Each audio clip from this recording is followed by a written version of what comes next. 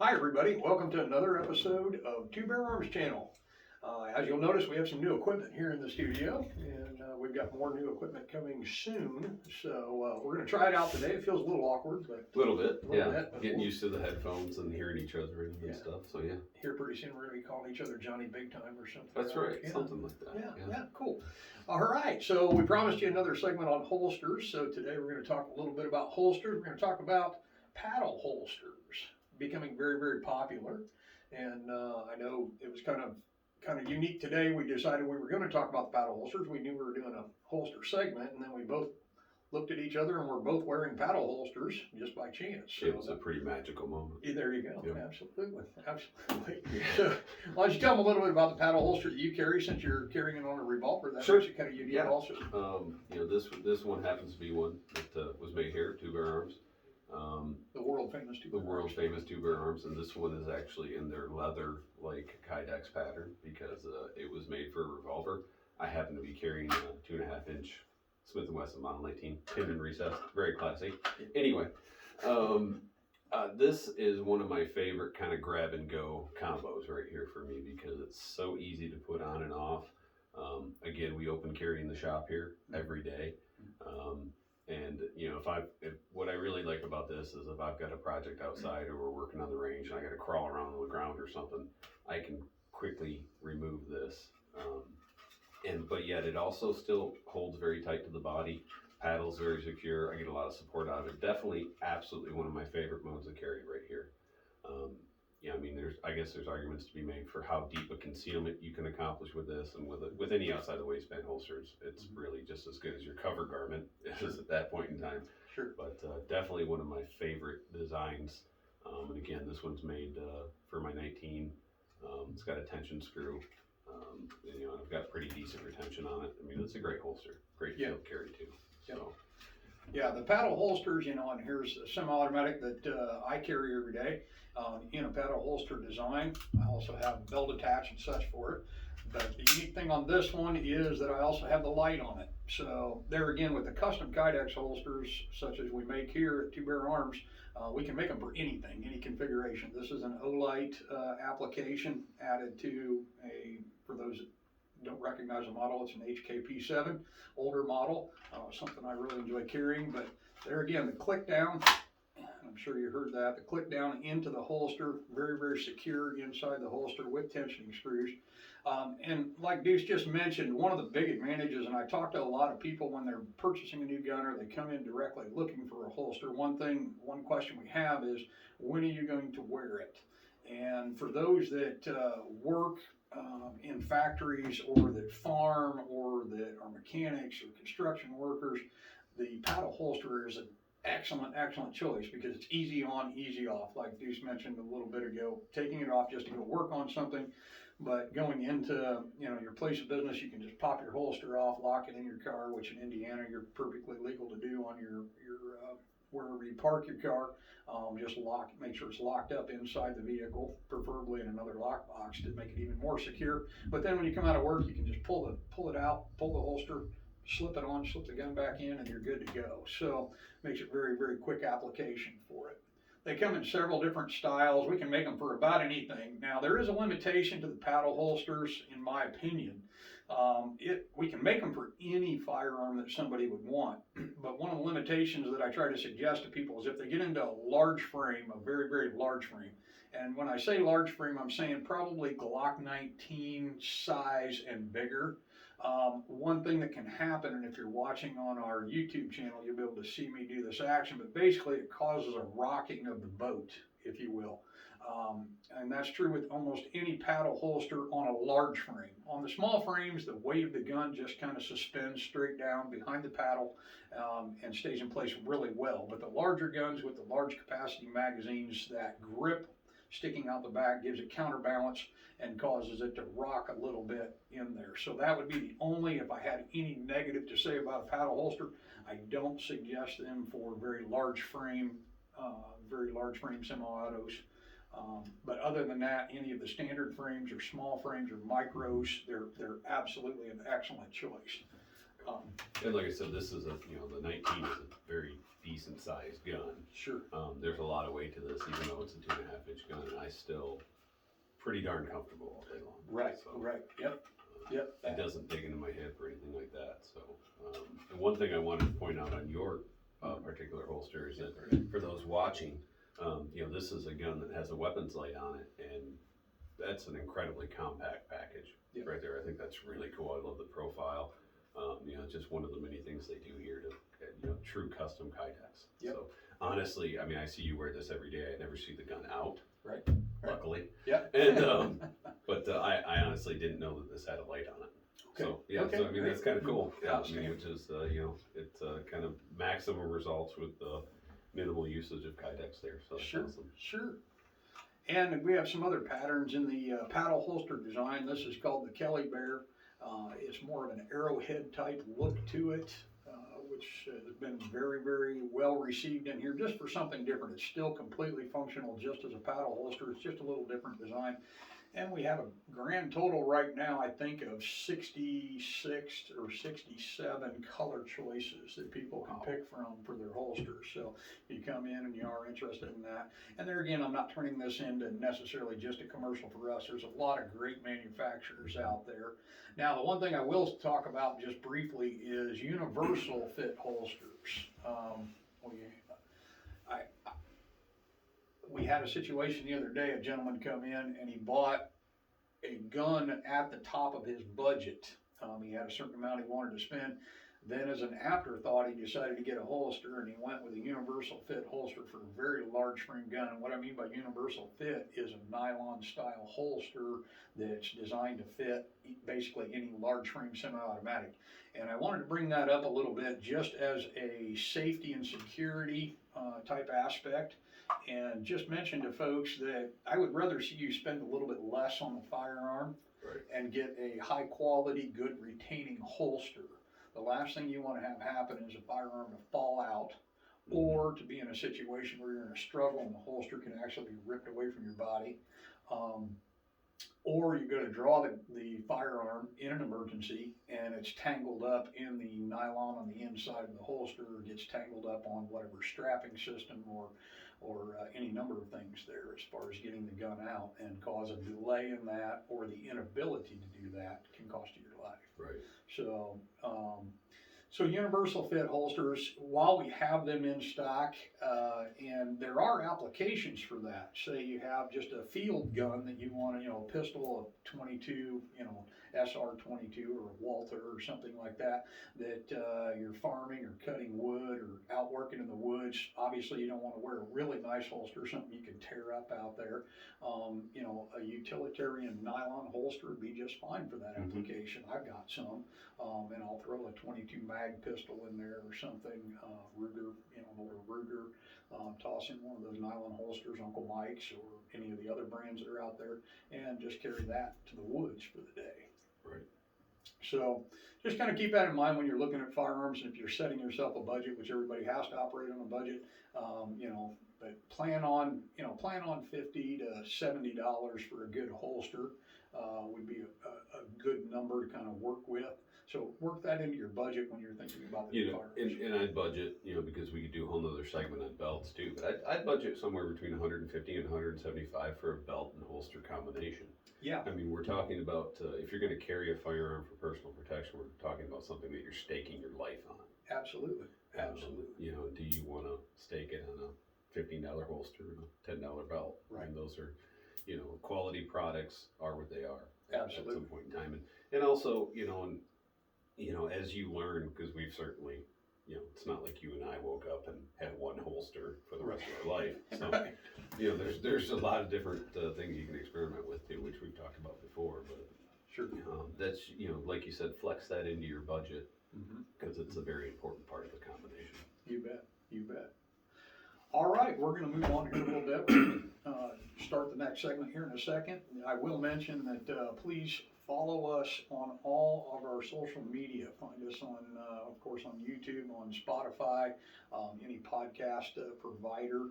Just look us up for Two Bear Arms, and that's TWO Bear Arms. And also follow us on Facebook and Instagram. both We the People Munitions Company and Two Bear Arms. We would appreciate it.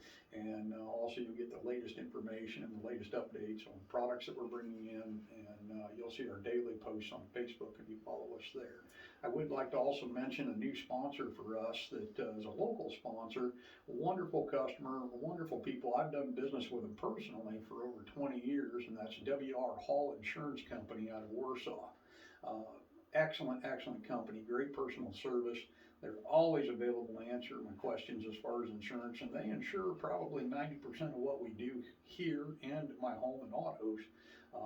The only part that they can is some specialty insurance that we have to have that's not available to them, but everything else they take care of for us. And like I say, I've been a customer of theirs for 20 years. They're a customer of ours in here, and they've recently came on board as a sponsor both for the Paradise Pass Gun Club and also for this podcast segment. So, Mike, we appreciate your business. Eric, look forward to seeing you next time you come in, and everybody else there at that office. So, WR Hall Insurance Company in Warsaw. Take a look at them. All right, next segment, moving on. Let's talk a little bit about handguns here. And you made the choice this morning. And what are we going to discuss this morning? Yeah, we're going to talk about a gun that has a fair amount of buzz about it right now. It's the Ruger Max-9. Ruger Max-9. Okay, yes. Ruger entered into the higher capacity Micro 9 market. We've got a 365 on the table here to kind of give a little bit of comparison. We're not going to give a huge in-depth comparison, but we're going to explain some of the differences. As you can see, they're pretty similar in size. Some of the differences with the Ruger is they've included a manual safety. Okay, they've got their safe action style trigger. Another huge thing for them is right out of the gate, the gun comes optic ready. That's a really nice feature. It's a really big deal, and it comes with great sights right from the factory. Then that rear is the height for co-witness. If you're gonna put a micro dot on there or something like that. It comes with a 110 round mag, which is a flush fit. This has the extended round mag in it, which is a 12 rounder. So you can get your pinky on there. For me personally, the flush fit, my pinky hangs off a little bit, which is not a terrible thing depending on the application. Sure. They've done a nice job of melting the lines on the slide. Good serrations, both front and rear on the slide. The texturing on the grip is not overly aggressive. Some people will like that, some people won't. But so far, they seem to be a pretty good winner, and I'm glad to see them enter into this market. And from a price point standpoint, it's very reasonable.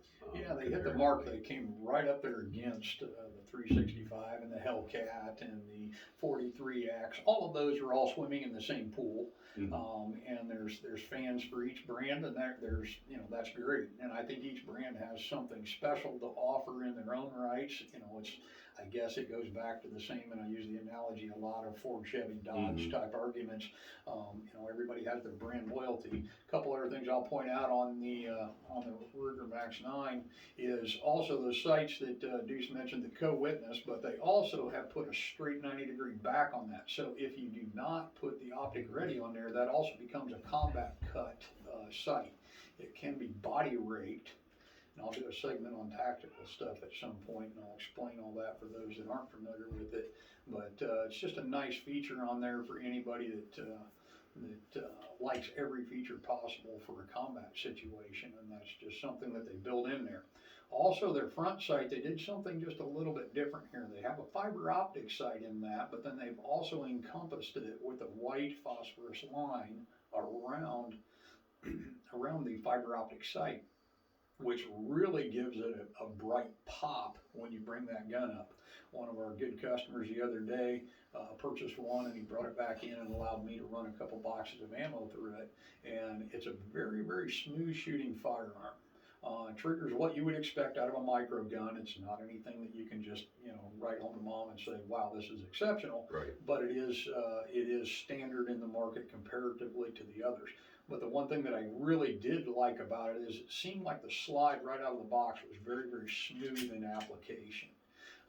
A few of the others in the micro carry, there's a little bit of graininess to it. I didn't feel that near as much in the Ruger aspect. And like I say, the sight is what impressed me the most. Also, the grip side of the firearm, each one of the manufacturers does have a definite different feel to their grips. And the best way I can describe Ruger's is a rounded off square. You know, when you talk about the 43X, it's more of an oval shape, if you will, and the SIG, in my opinion, is more of a square with no sharp edges. And this is a completely rounded square, and if that makes sense to you. But probably the best thing, if you're considering any of these micro guns, just stop in, take a look, or stop in at any of your local gun shops if you're not close to us, and take a look. We mainly have them in stock. They come in and out of stock every time we get a shipment. They're here for a few days and then they're gone. So I will say, comparing, you know, looking at the Hellcat, the 365, and the Max, and now the Max-9, for guys that feel that come in, sometimes they'll grab a 365 and that's just too small for my hand. The Max-9 does seem to fill your hand a little bit more, just by nature. I mean, still very small gun, very compact, but it does seem to fill your hand. So if you've got a little bit larger hand and you're looking to get into a micro 9, might be worth looking at. Sure, absolutely. Well, great. All right, now we'll move into the little information about EOT and the range updates. Yeah, we're working on the range every day. Every day. We've got guys down there working on it right now. Some of our employees are down there working on it. And you know, I was out there yesterday. Did a lot of range cleanup and look great, by the way. Thank you. Some prop modification. But you know, my one of my biggest goals is the new steel we have on the way, and pretty much every pistol shot at end of trail will be on brand new steel, which is pretty cool. And I also want to give a shout out to a couple of guys that were a big part of helping us get the new steel. There's a shooter in Minnesota from the Cedar Valley Vigilantes, the host of Gunsmoke, which is the Midwest Regional, Happy Jack Traven. He was kind enough to make new stands and hangers for us for the new steel. And he did that pretty much for no cost of labor, donated his time to us. And then JB Kidd, a friend of ours from Iowa, drove from Des Moines to Morristown, picked up the stands, drove from Morristown to Etna Green, Indiana. Basically a 20-hour round trip just to bring us stands to help us out, guys. And you know, these guys, you know, they wouldn't care if we mentioned the names at all. But I think that's one of the coolest things about our game is, you know, that everybody's willing to chip in and help. You bet. And then of course Montana Long here, the mighty Furball, is cutting us up some new steel. Absolutely. And Dublin Raider is also helping us with some new steel. So you know, guys, it's an incredible amount of people coming together, and they're doing it for the love of the game. They want to make things better, and you know, one of the things that always makes better is new steel. So absolutely. Because that's a very big part of our game. And the entire PPR crew, I don't want to run down the names in case I happen to forget one, but the amount of crews, you know, we've actually got all the improvements going at 2 locations. We've got it going here on the range, getting a lot of stuff done, and then Big Iron Bohannon's got a crew there at his place. His wood shop. He's got and when we say that, we're not talking lightly. He's got a pretty huge barn that they converted over into wood shop, and they're building new picnic tables, new benches, new props, new unload tables. So there'll be a crew there this weekend, pretty large crew of the PPR members, and also the committee members will be there working on a lot of things. We were going to work here on the range this weekend, but it's supposed to be horrible weather, so we're going to postpone that part of it. We're getting a lot of it done today with our labor force that we have here for Two Bear Arms and WTP. So they're busy working on unload tables and benches and picnic tables for us, and you know, which is quite an undertaking to build. And, it's pretty awesome to have a crew with that skill set too. You know, so there's a half dozen guys there that any one of them can do that independently, and they're kind of joining forces, so that's pretty cool. Yeah, so. It's wonderful.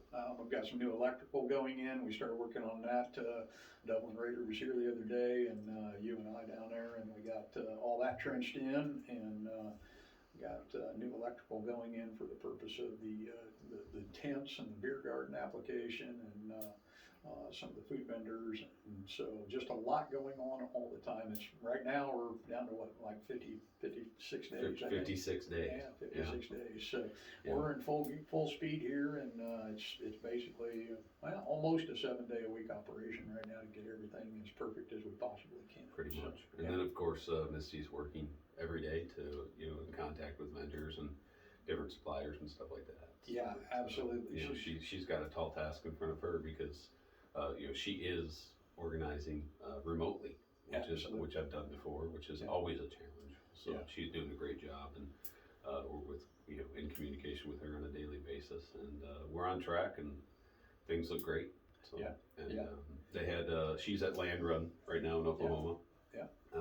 Which, unfortunately, I think they're supposed to have some really bad weather today, so I hope they're supposed to have some hail and tornado watches and stuff like that. And kind of a match's worst nightmare, so I wish them all the luck over there. I hate to hear that. Yeah, stay safe, guys. But, there was a TG meeting, and I will mention it, there was a TG meeting there yesterday at Land Run, and, Misty was very excited.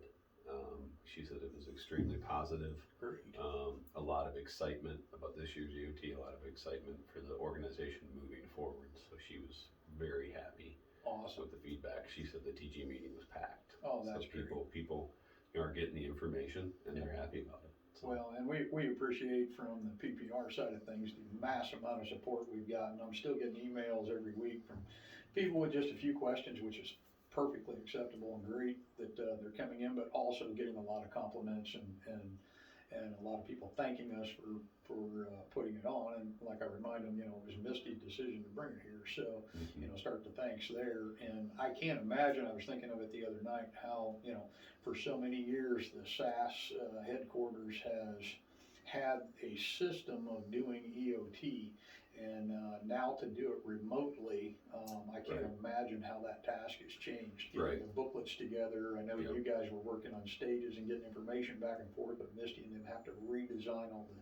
stage booklets and all the schematics for each and every stage. That alone is a daunting task to get it set up for what we have. So I don't envy their position. No. I almost would prefer to be doing what I'm doing now. Right, So. yeah, it's, exactly. And in the midst of it, she's got to deal with us. Yeah, so, absolutely. I mean, we're treasures. I mean, we are absolutely. We're just so pleasurable to be around all the time. Well, yeah, especially me. I kind of keep it all together. You are like definition of tolerance. There you go. There you go. See, I keep trying to tell you that. I'm finally getting you to believe that. That's awesome. And it's now on tape for the whole world. Somebody to know. help me. You ever heard of the Stockholm Syndrome? See, I know it worked. It took a little over a year being here. Perfect. I like it. I like it. It works. It works. No, but she's been great. She's been patient with us, and no, it's been a good combination. And all 12 stages are written. Yep. And I've also been in contact with Serenity, who is the match director for the Wild Bunch match. Outstanding. I believe she has her stages done as well. If not, she's very close. Correct. And we're working very well together. Yep. So, we're accommodating each other and trying to make it the best event that we possibly can. Excellent. So. Excellent. Yeah, that's going to be exciting. And it sounds like a pretty good turnout for the Wild Bunch then too. Yep. And, which they still are accepting signups for the Wild Bunch. Yes. Action World Championship match. Yes. So that is possible, and just a little shameless plug. We are shooting our monthly match next Saturday, May 1st here, and we had quite a few out-of-staters last month. We had 70 shooters. Yeah. I'm guessing if the weather is decent, we'll probably have close to around 80 this time around, maybe a little bit more even. So if you're a few hours away or a couple hours away, come and join us. Yeah, So, absolutely. Or if you're a day or two away, there's hotels. So. Yep, absolutely. Or bring a sleeping bag, sleep on the ground. Yeah, or sleep in your car. Yeah, or sleep in your car. We allow all of it. So. We've done that before. We have done that before. Yes. Yeah. Sometimes on purpose, sometimes not on purpose. But anyway, moving on. This is a family-friendly show. Let's move forward. All right, so let's talk a little bit about the favorite gun of the week. Oh, the old favorite. The old favorite of the week. Okay, guys, I picked out one of something that we actually get a lot of here in the store. This is actually, it's what's known as a pocket pistol. Yeah. This one in particular is an Iver Johnson Arms and Cycle Works variety. It's in 32 caliber, which be 32 Smith & Wesson, which is the shortest, tiniest of the 32 calibers. Okay. Center fire gun still. What's kind of cool, and a lot of people don't realize this, it's amazing how many of these we see walk in the door. And they all generally have the same story. This was my aunt's gun, this was my grandmother's gun, and it was in her sock drawer, you know, or in the kitchen drawer or something like that. And, you know, one of the biggest reasons that these were so popular, it was an absolutely economical way. You know, these, for lack of a better term, these were the high points of their day, okay? It was a gun that worked, that you could keep at home, and a lot of times, some of these didn't even have maker's marks on them. They may have been made by H&R or Iver Johnson or whoever, but they may have just had, you know, they would have a name on them like Swamp Angel or Lady's Companion or something like that. And then what was also unique is, I know that one flour company, you know, baking flour for baking, if you would buy a 50-pound sack, when you would buy that, in another small sack within that bag of flour would be a pocket pistol. They were used as promo items. I've seen them coupled back in the day with ready-made cigarettes, which were kind of a turn of the century thing. You know, you buy 6 packs of so-and-so and you got a pocket pistol. You know, so that kind of tells you what these guns, what the cost of making them was at the time. So if the Pillsbury or the Camel Cigarettes executives are listening, we just brought you back a great marketing idea. Free pocket free pistol pocket with every pistol. purchase. You know, and another thing, what's kind of wild and crazy is these really kind of represent a time in the firearms industry when things were not regulated like they are now. Sure. You know, I mean, how crazy would it be to send a handgun with a household item as a bonus nowadays? But that kind of shows you the culture difference too. I mean, back then it was no big deal. And you know, the funny thing, like I said, there's tons of these in use. And I have another friend that I shoot with that retired from the Postal Service. And up until the 80s, there were several postal locations that had that he would have to occasionally take high valued items to the airport for shipment. And the policy was that he would put that pocket pistol in his pocket. Literally, it was a 38 Smith & Wesson pocket pistol, no bigger than this. And that's what they had in their arsenal for people to take with them. And he actually ended up buying that gun on retirement. Really? So yeah, it's marked with the Postal Service and stuff on it, which is kind of cool. That's pretty awesome. Yeah, you know, these were big with private investigators back in the day. Railroad conductors and stuff would carry them as well. So it's just kind of interesting history. Kind of a cool little gun. Absolutely, and I know, you know, from being in the business, the mass number of different designs that we've seen come in. I don't know, you know, when you said you were going to present this gun, I tried to think just a little bit on, you know, is there been a more diversified design than the pocket pistol? And I don't know if there has. I mean, barrel lengths and calibers and finishes and manufacturers and stamps and grip designs, you know. Well, and just, you know, like we've seen several that literally have a safe action style trigger, like you see on a Glock or any number of the modern semi-autos today, you know, so there's really not a whole lot that's new, and quite often, you know, you'll see them with a squeeze cock in the back as well. So, you know, and like I said, they vary in make and model and variety and value, but they're kind of a cool, you know, and for people that are looking for a cool gun to collect, it's kind of a gun that you can economically collect as well in comparison. So, and we quite often have people that, you know, every time we get a box of 32 Smith & Wesson or, you know, any of the 38 Smith & Wesson, any of the pocket pistol rounds, they sell because people still have the guns laying around. So. Yeah, we get people in all the time asking for the shorts and such for Grandpa's old gun. Yep, Grandpa's old gun. Yep. So.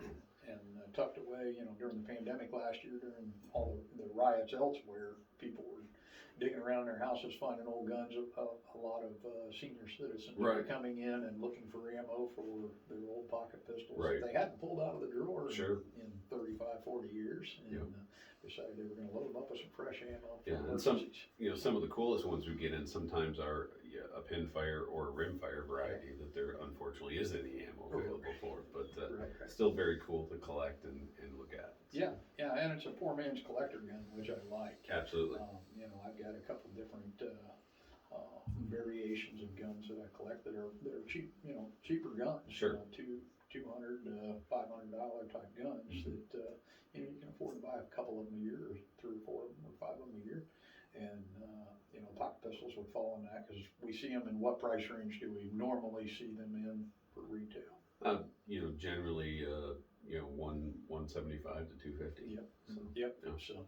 So yeah, they can be picked up pretty reasonable to start you a collection, and then also for the cowboy action side for the pocket pistol side matches. We do shoot them in pocket pistol side matches. Yeah, So. and that's a lot of fun to do, especially when primers are available. It's a lot of fun to do. Yeah, right. So great.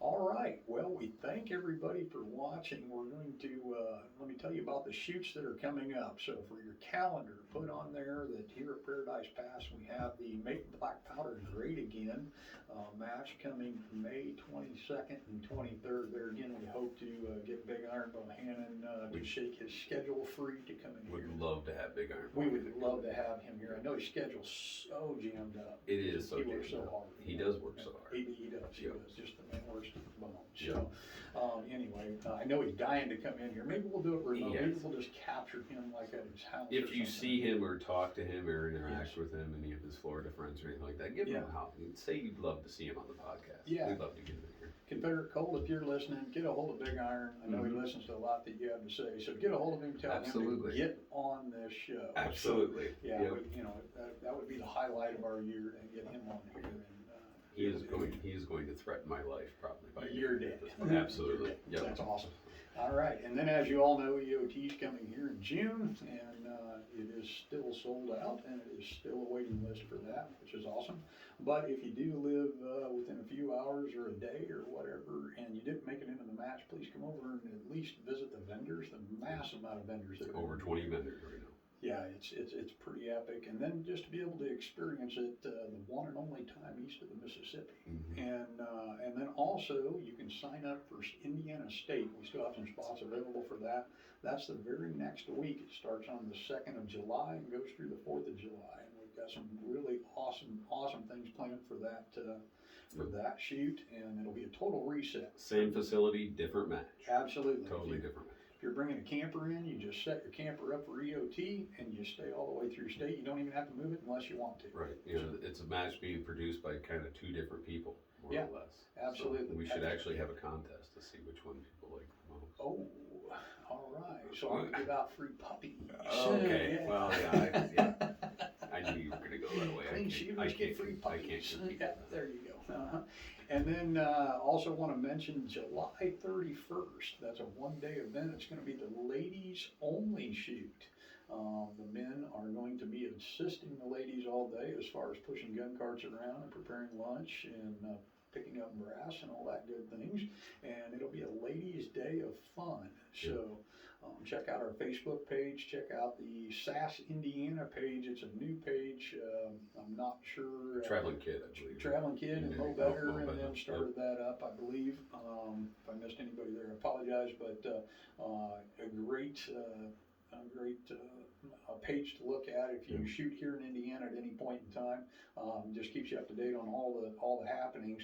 Also, just a real quick shout out. Don't mean to keep dragging it on, but a real quick shout out to Jonesboro. They're getting ready to fire back up, Deer Creek, and they're getting ready to fire back up for the season next weekend, and super excited about that. Our good friend Doc Moeller is getting back involved with his boys. Yep. Along with Flatwater Bob. And Flatwater Bob, and yeah, it'll be excellent. Beautiful club, guys. Beautiful facility. Very well taken care of. We won't. Unfortunately, we can't make it this Sunday because we're going to be working. Yep. But we will make it over there some season. It's a great club to shoot at. So Absolutely. I encourage you to support them. And they were, back many years ago, 15, 18 years ago when Doc was running it.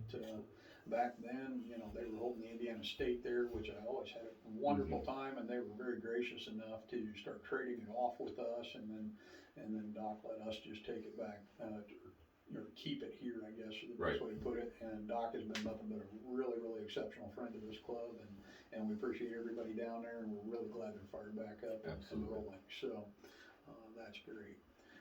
And I think that's all the announcements we have for dates and such. Also, there again, follow us on social media, folks. And if you're listening to our podcast or watching this for the first time, please hit the subscribe and like button so you're up to date every time we post some things. We have some new tutorial videos coming out. I didn't say that 100%. Tutorial? Yeah, there you go. Tutorial. Thank you. Oh, you're welcome. Didn't have enough coffee yet this morning. I went to college for there- a semester and a half. So Wow. I'm pretty well spoken. I went there for the parties. So. Yeah, you weren't actually attending. You Well, were just there. Just there, Yeah. just there a Yeah, few that's times, fine. yeah. So anyway, we have some educational videos coming out from some of the staff here at Two Bear Arms, and you'll start seeing those released sometime starting probably next week. And one or two of them will come out, and then hopefully we'll be able to present those every week. Yeah, and we're making constant improvements to the podcast and Absolutely. our equipment here. So, Yeah, yep. we're doing that, because people seem to enjoy it. So Yep. we really appreciate everybody that listens. Yep. And again, guys, if you guys have any suggestions or any topics you'd love for us to cover, we'd like to hear it. Yeah. Absolutely. We Yeah. will accept, as long as it's within the, kind of within the subject matter of the firearms industry. And approved by the FCC. And approved by the FCC, correct. All right. This is a family show. There you go, there you go. All right, we're running short on time here, folks. Thank you so much for watching, and like we always remind you, keep your powder dry. Thanks for watching.